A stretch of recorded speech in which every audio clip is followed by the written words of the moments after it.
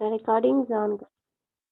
The age of Johnson हम next part में हम इस आ चुके हैं। नेक्स्ट जो क्लासिकल एज को हमने डिवाइड किया हुआ है, जैसे ये स्लाइड में आपको दिखा देता हूँ। देखिए हमारी basic division history of English literature में हम क्लासिकल एज पे हैं, और क्लासिकल एज को हमने एज ऑफ ड्राइडन और एज ऑफ पोप और एज ऑफ डॉक्टर जॉनसन में भी डिवाइड किया है। और कुछ शायद हम ये भी प्लान कर रहे हैं कि हम नॉवल और ड्रामा को अलग अलग से भी देखेंगे। तो इस वक्त हम पहुंच जाते हैं एज ऑफ डॉक्टर जॉनसन में, और उसमें हम करेंगे poetry of the age of Johnson. इस पार्ट के अंदर, आज के लेक्चर के अंदर मेजर पोइट्स को देखते हैं, एक बैकग्राउंड को देखेंगे, और फिर पोइट्री को देखेंगे और पोइट्स को देखेंगे कि मेजर कौन कौन से हैं। सबसे पहले हमेशा की तरह इंट्रोडक्शन, एक बैकग्राउंड सेट करते हैं। The later half of the 18th century, which was dominated by Dr. Samuel Johnson, who is called that is why it is called the age of Johnson. Johnson के नाम पे ये जो सबसे dominant figure इस half के अंदर, Johnson died in 1784, and from that time the classical spirit in English literature began to give place to the romantic spirit. तो अब इस एज में आके इस लेक्चर के साथ हमें साथ साथ ना सिर्फ क्लासिकल स्पिरिट को देखना होगा, बल्कि रोमांटिक स्पिरिट का अगेन से हमें टच मिलेगा, क्योंकि अब ईरा जो है वो ग्रेजुअली चेंज होगा। तो ये ट्रांजिशन फेज भी है साथ साथ। दो officially the romantic as started from the year 1798, officially हम कहते हैं यहाँ से स्टार्ट हुई है। क्यों, किस वजह से? When Wordsworth and Coleridge published the famous lyrical ballads. उनकी जो कोऑर्डिनेशन में जो बुक थी, दो बड़े आथर की, वर्ड्सवर्थ और कॉलेज ने मिलके एक बैलेड्स लिखी थी, लिरिकल बैलेड्स लिखी थी, और वो पब्लिश होती है 1798 के अंदर। तो यहाँ से हम कह सकते हैं कि एक नया हीरा जो है बाकायदा से स्टार्ट होता है और नई एज स्टार्ट होती है। तो क्लासिकल जो न्यू क्लासिकल एज है वो 1660 से जो शुरू हुई थी वो 1798 में जाके ख़त्म हो जाती है, और इस साल के या 1907 तक ख़त्म हो जाती है। तो 98 में जैसे ये बुक आती है तो हम कहते हैं कि अब एक रोमांटिक ईरा स्टार्ट हो गया। Even during the age of Johnson, which was predominantly classical, cracks had begun to appear in the solid wall of classicism. वो जो क्लासिकल वॉल एक बिल्ड की थी, जो ड्राइडन ने जिसकी बुनियादें रखी थी, और बाद में पोप ने दरमियान में एज ऑफ पोप में बेहतर काम हुआ, इस क्लासिज्म को उन्होंने सपोर्ट किए रखा। तो वो अब डॉक्टर जॉनसन जो है वो इसको संभाले तो हुए हैं, लेकिन उस वॉल जो है वो क्लासिकल वॉल के अंदर अब क्रैक आ चुके हैं, वो टूटने के करीब है, और फाइनली जो है वो कोलैप्स कर जाती है। So there were clear signs of revolt in favour of the romantic spirit. तो यहाँ पे कुछ लोग हमें ऐसे मिलेंगे जिन्होंने, जो प्रीकर्सर हैं एक लिहाज से रोमांटिक पोइट्री के, या रोमांटिक जो है वो writing. This was especially noticeable in the field of poetry. Most of the poets belonging to the age of Johnson may be termed as the precursor of the romantic revival. और ये चीज़ हमें खास तौर पे, बाकी किसी फील्ड में हो ना हो, सबसे ज़्यादा जो मुतासर करने वाली चीज़ है वो है कि इस एज के अंदर जो पोइट हैं वो ज़्यादातर जो पोइट हैं वो उनमें रोमांटिक टच मिलता है। That is why the age of Johnson is also called the age of transition in English literature. क्योंकि यहाँ पे ट्रांजिट हो रही है, एक एज से दूसरी एज में चीज जा रही है, तो हमें पुराने स्पिरिट भी मिलेगी और नई स्पिरिट भी यहाँ पे मिलेगी। That is why it is called the age of transition. As has already been pointed out, the age of Johnson in English poetry is an age of transition and experiment which ultimately led to the romantic revival. Finally, ये transition, ये छोटे छोटे जो crack हैं वो आगे बढ़ते चले जाते हैं, और फाइनली क्या होता है कि रोमांटिक रिवाइवल आ जाता है। Its history is the history of the struggle between the old and the new, and the gradual triumph of the new. The greatest protagonist of the classicism during this period was Dr. Johnson himself. तो इस ईरा में सबसे giant character जो हैं, सबसे जो protagonist हैं इस कहानी के, इस टाइम के, वो डॉक्टर जॉनसन है, and he was supported by Goldsmith. और उनको अगर किसी ने मदद की है तो वो अपोजिशन तो हो ही रही थी, वो भी हम आज मेंशन करेंगे। उनके जो चीफ सपोर्टर हैं वो Goldsmith. In the midst of the change, these two held fast to the classical ideals, and the creative work of both of them in the field of the poetry was imbued with the classical spirit. तो ये दोनों जो हैं, इन्होंने classical जो wall है जिसमें crack तो आ गए, लेकिन इन्होंने शिद्दत से उसको थामे रखा, गिरने नहीं दिया जब तक ये जिंदा रहे, क्लासिकल एज चलती रही। डॉक्टर सैमुअल जॉनसन जो कि एक जाइंट थिंकर हैं, सबसे बड़े जिनके नाम पे हम इस पर्टिकुलर फेज का नाम ही हमने डॉक्टर जॉनसन ईरा कर दिया है। He was an English writer who made lasting contribution as a poet, playwright, essayist, moralist, critic, biographer, editor, and lexicographer. तो ये मैन नहीं, एक फिनोमिनन थे। शायर भी थे, उन्होंने ड्रामे भी लिखे, उन्होंने मज़ामीन भी लिखे, उन्होंने अखलाकियात पे भी दर्स दिए, ये एक बहुत बड़े क्रिटिक भी माने जाते हैं, ये इन्होंने बायोग्राफीज भी लिखी, और ये एडिटर भी रहे हैं मैगजीन और जर्नल्स वगैरह के, और लेक्सिकोग्राफर भी रहे क्योंकि इन्होंने पहली डिक्शनरी बनाई। So born in the Staffordshire, he attended Pembroke College, Oxford until lack of the funds forced him to leave after work as a teacher. और एक बात तो नीचे और आ गई है, ये टीचर भी रहे। यहाँ पे हमारे साथ भी इनकी सिमिलैरिटी है, कह सकते हैं to some extent.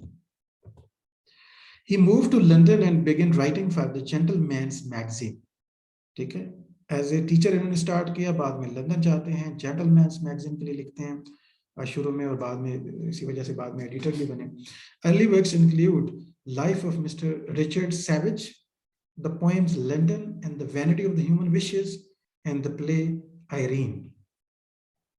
ठीक हो गया। After 9 years effort, Johnson's Dictionary of the English Language appeared in 1755. 9 साल की इन्होंने मेहनत की है और इन्होंने डिक्शनरी पहले बनाई with far-reaching effects on the modern English, acclaimed as one of the greatest single achievement of the scholarship. कि कहा जाए था कि अगर इन्होंने सिर्फ डिक्शनरी कंपाइल करते तो भी इनका नाम रह जाना था, और ये बहुत बड़ा काम इन्होंने किया जिसको, और उसी पैरामीटर को फॉलो करते हुए आप देखते हैं कि ऑक्सफोर्ड इंग्लिश डिक्शनरी इसमें मौजूद है। 150 years later वो आती है, Johnson was a preeminent, that's why. तो 1755 में इन्होंने ये एक कमाल किया कि लोगों के लिए जो वो है वो डिक्शनरी कंपाइल की, ताकि वो वर्ड्स और मीनिंग को जो फिक्स किया जाए, स्पेलिंग को भी फिक्स किया जाए। Later work included essays and annotated the plays of the William Shakespeare. पे इन्होंने लिखा है एक the history of Rasselas, Prince of Abyssinia, उसके ऊपर इन्होंने वर्क एक लिखा, essays लिखे। In 1760s he befriended James Boswell, with whom he traveled to Scotland, as Johnson described, a journey to the western islands of Scotland. और उस travel को जो एक्सपीरियंसेस है उसको ट्रैवलॉग फॉर्म में ढाल दिया। Near the end of his life came to the massive influential lives of the most eminent English poets. ये उनका बड़ा फेमस बुक है, life of English eminent English poets, जिसे क्रिटिकल वर्क भी समझा जाता है, और 17th and 18th सेंचुरी में एक डोमिनेंट वर्क था। तो ये जाइंट थिंकर है, इनका ढेर सारा काम है, डिक्शनरी वाला खास तौर पर बड़ा इंपॉर्टेंट है, और बाकी वर्क्स जो हैं वाइस्ता साहब उनको बार बार पढ़ेंगे तो आपको याद हो जाएगी। जॉनसन की जो पोएम है, जो कि हम एज ए पोएट यहाँ पे हमने फोकस करना है, तो जॉनसन की जो चीफ पोएम्स हैं वो है London and life of mister Richard Savage and the vanity of the human wishes. They are classical on account of their didacticism, their formal rhetorical style and their adherence to the close couplet. तो इन तीनों poem में उन्होंने जो चीजें follow की हैं वो टोटल क्लासिकल प्रिंसिपल्स हैं, जिन वो क्लासिकल वाल को उन्होंने चूंकि थामा हुआ है अपने अंदाज में। ये डायडैक्टिक पोएम्स भी हैं और ये रेट्रिकल भी में है, और क्लासिकल मॉडल को और क्लोज कपलेट जो है वो मेथड यूज किया है राइटिंग का। गोल्डस्मिथ है हमारे पास second important author, classical author इस एज के अंदर, इस पार्टिकुलर फेज के अंदर एज ए पोएट। गोल्डस्मिथ को देखते हैं एज ए पोएट, बाद में इनको ड्रामेटिस्ट पे सेपरेटली देखेंगे। Goldsmith was equally convinced that the classical standards of the writing poetry were the best and that they had attained perfection during the Western age. और ये बिल्कुल हम ख्याल हैं, जो क्लासिकल स्कूल ऑफ थॉट है जो डॉक्टर जॉनसन है उसके बिल्कुल साथ थे। All that was required of the poet was to imitate those standards. Standard इनके ख्याल में क्लासिकल लोगों ने सेट कर दिए हैं, कुछ नया इन्वेंट करने की जरूरत नहीं है, एज जो है वो राइटिंग एक्सपेरिमेंट्स नहीं करने चाहिए और हमें जस्ट इमिटेट करना चाहिए, स्टैंडर्ड सेट हो गए। So according to him, Pope was the limit of the classical literature. तो इसको आइडियल समझते थे। In his opposition to the blank verse, Goldsmith showed himself fundamentally hostile to change. और बहुत ही बुरी लिखती थी वो थी ब्लैंक वर्स, क्योंकि ब्लैंक वर्स आपको पता रोमांटिक जो ऑथर्स हैं वो ब्लैंक वर्ड्स को मीडियम के तौर पे यूज करते हैं, उसी में अपनी पोइट्री करते हैं, तो ये हेरोइक कपलेट को तरजीह दे देते हैं। His two important poems, The Traveler and The Deserted Village, they are written in the close couplet, are didactic, बिल्कुल जॉनसन की poems की तरह didacticism में नजर आता है इनमें, close couplet भी, and have pompous phraseology. These poems may be described as the last great work of the artificial 18th century जो school of thought है, ये शायद आखिरी great poems हैं, The Traveler and The Deserted Village. Goldsmith as a poet अगर आप देखते हैं तो ये 2 पोएम्स और उनमें ये खास बातें हैं जो सारे क्लासिकल स्कूल में हमें मिलती हैं। तो romantic poets during the age of Johnson, तो इस एज ऑफ जॉनसन में यानी क्लासिकल एज के इस पार्टिकुलर पार्ट के अंदर हम देखते हैं कि 2 ही बड़े हमारे पास पोइट हैं जिन्होंने जो है वो क्लासिकल स्कूल ऑफ थॉट को फॉलो किया। इसी एज के अंदर हम देखते हैं कुछ रोमांटिक पोइट्स भी हैं। The poets who showed romantic leaning during the age of the Johnson and may be described as the precursor or the harbingers of the romantic revival. Romantic age आई नहीं है लेकिन they are the harbingers, they are considered as precursors, ठीक है, ये prototype है, follow कर रहे हैं और इन्होंने अपने वक्त से पहले लिखा, लेकिन हम इनको रोमांटिक्स में ही कंसिडर करते हैं। जेम्स थॉमसन, टॉमस ग्रे जिनकी एलिजी वर्ल्ड फेमस है अपनी एलिजी के लिए, विलियम कॉलिंस हैं, उनको देखते हैं उनके क्या काम उन्होंने किया, James Macpherson and William Blake, Robert Burns, William Cowper and George Crabbe. तो इनको इनमें से चंद के जरूर हम काम देखते हैं डिटेल में। James Thompson, he was earliest 18th century poet who showed romantic tendency in his work. 18th century में है लेकिन टेंडेंसी कौन सी है, वो अगली एज की है।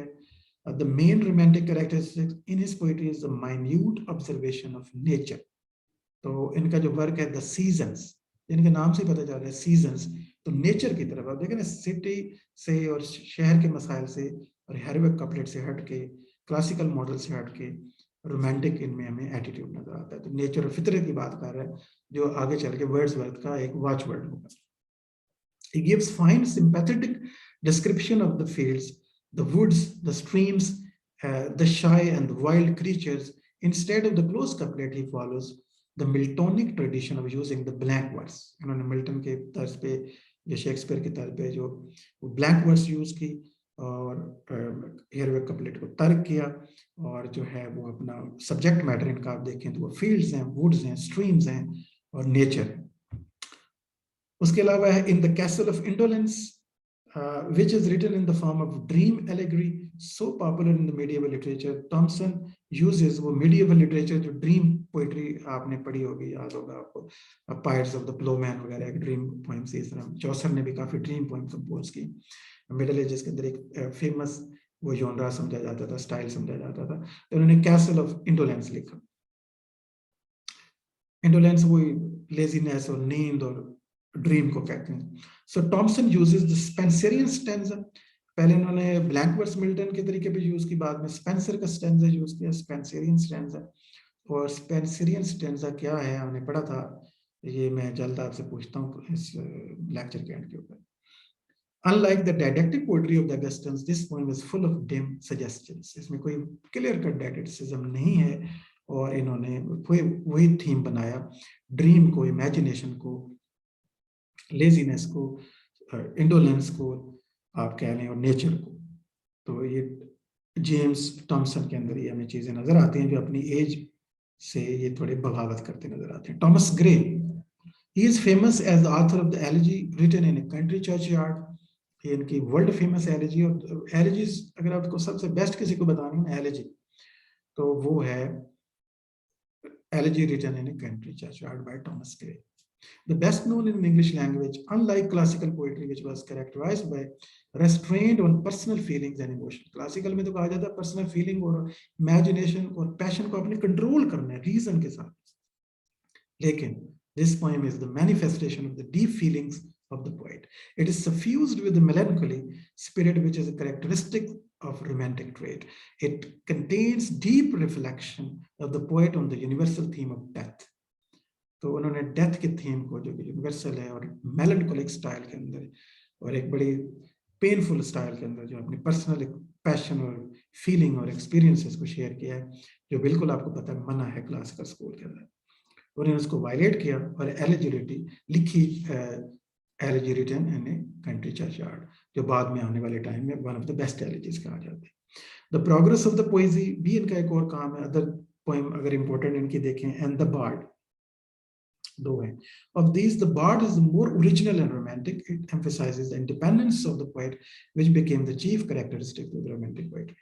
जो इंडिविजुअलिटी को, जो इंडिपेंडेंस को करते थे, कलेक्टिव एफर्ट जो है वो कलेक्टिविटी से निकल के वो चाहते थे कि लिबर्टी हो, इंडिविजुअलिटी हो, तो वो हमें द बार्ड में नजर आती है। टॉमस ग्रे के 3 ये बड़े वर्क हैं।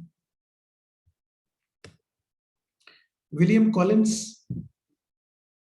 क्या उन्होंने काम किया, कौन सी बड़ी पोएम उनकी है, किनको हमको याद रखना चाहिए। Like the poetry of the grey, Collins poetry exhibits deep feelings of the मेलनकली। वही फिर इन्होंने डीप फीलिंग है, पैशन और मेलनकली। हिज फर्स्ट पोएम हम देखते हैं, oriental eclogues, is a romantic in feeling. His best known poems are the odes, और बाकी इन्होंने इस पोएम के अलावा, ओरिएंटल एक्लॉग के अलावा, इन्होंने जो ओड्स लिखी हैं, to simplicity, to fear, to passion, the small lyric, how sleep the brave, and the beautiful ode to evening. In all of these poems, the poet values the solitude and the quietude because they afford opportunity for contemplative life. Collins, in his poetry, advocates return to nature and simple and unsophisticated life, which became the fundamental creeds of the Romantic Revival. ये जो nature की तरफ आना है, ये जो unsophisticated simple natural life है और नेचर की जो बात है, ये तो आपको पता है रोमांटिक एक क्रीड है, और ये हमें विलियम कॉलिंस में भी नजर आता है। James Macpherson, he became the most famous poet during the time by the publication of oceanic poems called the Works of the Ocean, which were translation of the Gaelic folk literature. इन्होंने Gaelic जो folk literature था, जो Scotland और Ireland का पुराना literature था, जो gallic language जो अब खत्म हो रही थी, उनका जो फोक लिटरेचर है उसको ट्रांसलेट किया। Though the originals were never produced, and so he was considered by some critics as a forger, कि उन्होंने बिल्कुल वहां से कॉपी पेस्ट किया है। कुछ इस पे एतराजात भी लगाते हैं, लेकिन इनका जो वर्क है ओशियानिक पोएम्स की जो कलेक्शन है, जो इन्होंने गैलिक फोक लिटरेचर को इंग्लिश में ट्रांसलेट किया है, तो भी इनका जो ट्रेंड है वो हमें रोमांटिक नजर आता है।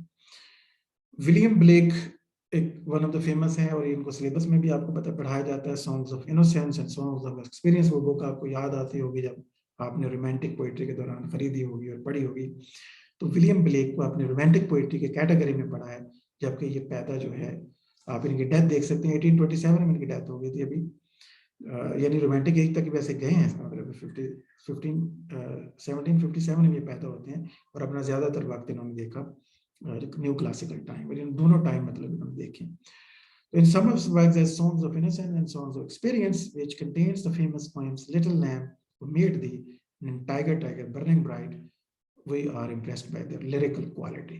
In other poems such as The Book of Thal, The Marriage of Heaven and Hell, it is the prophetic voice of the Blake which appeals to the reader.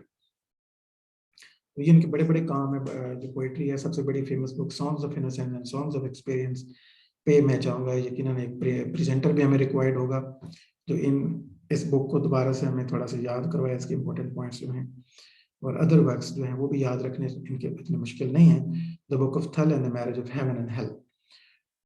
तो some of his lyrics are no doubt the most perfect and the most original songs in English language. तो उन्होंने songs लिखे, songs of innocence और songs of experience, totally personal एक voice थी इनकी, और इस वजह से इन्होंने, और इनका टाइम पीरियड भी क्लासिकल से शुरू होकर रोमांटिक पे एंड होता है।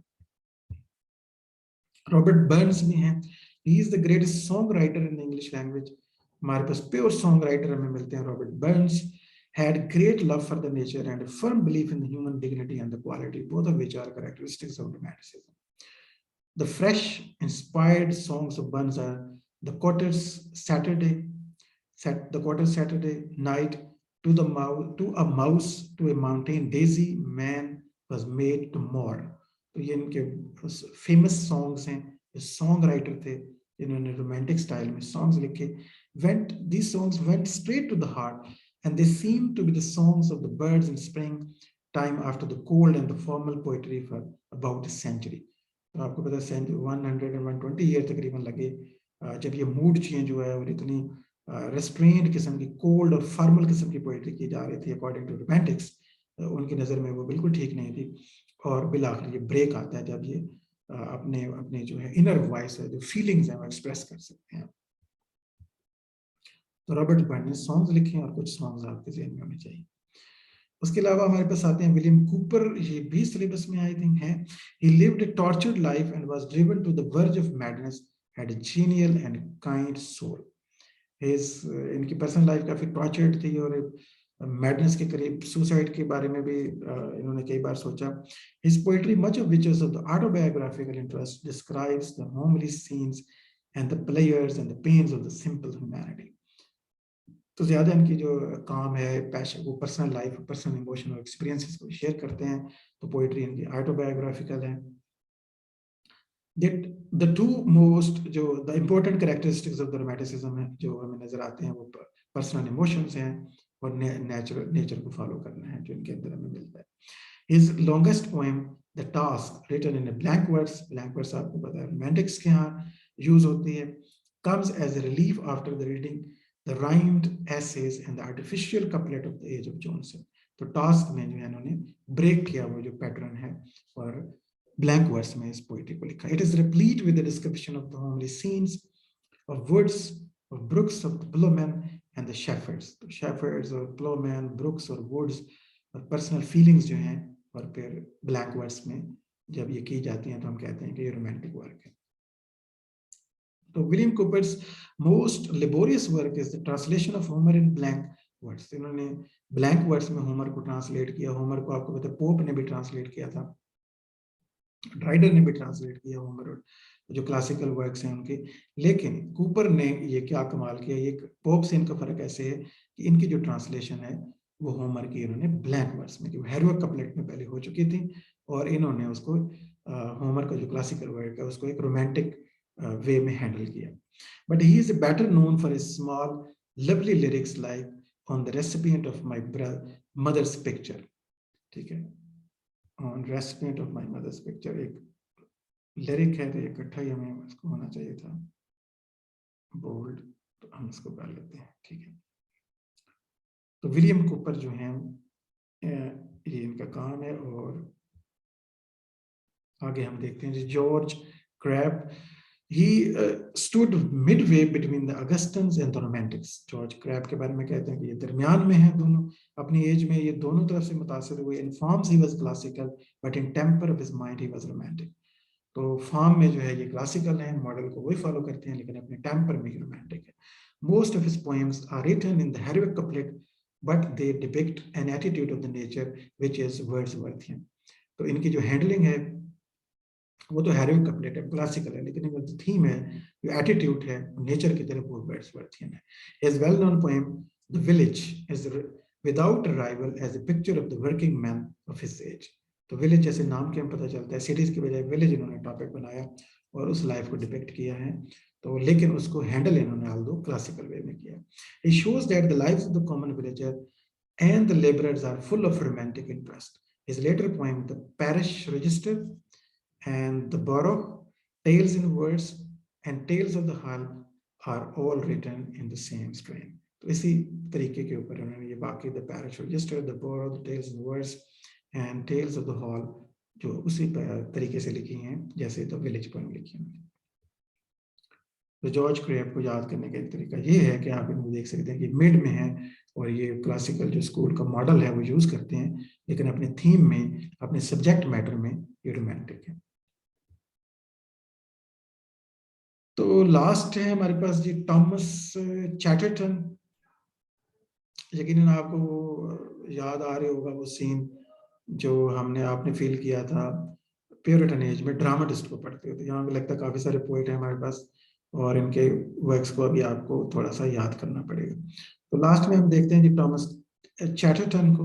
Another poet who may also be considered as the precursor of the Romantic Revival was Thomas Chatterton, the Bristol boy whose the Rowley poems written in pseudo-Chaucerian English made a strong appeal for medievalism. तो medievalism style को और एक चौसर को copy करते हुए उनको एक pseudo-Chaucerian इन्होंने इंग्लिश प्रोड्यूस की the Rowley poems के नाम से. The publication of the Bishop Percy's Relics of Ancient Poetry, Bishop Percy's Relics of Ancient Poetry, अगली इनकी publication है in 1765 also made a great contribution to the romantic mood, reviving interest in the ballad literature. तो ये ballad form है, ancient जो poetry पर्सी bishops के नाम से इन्होंने publish की, और राउली poems दो इनके famous works मिलते हैं.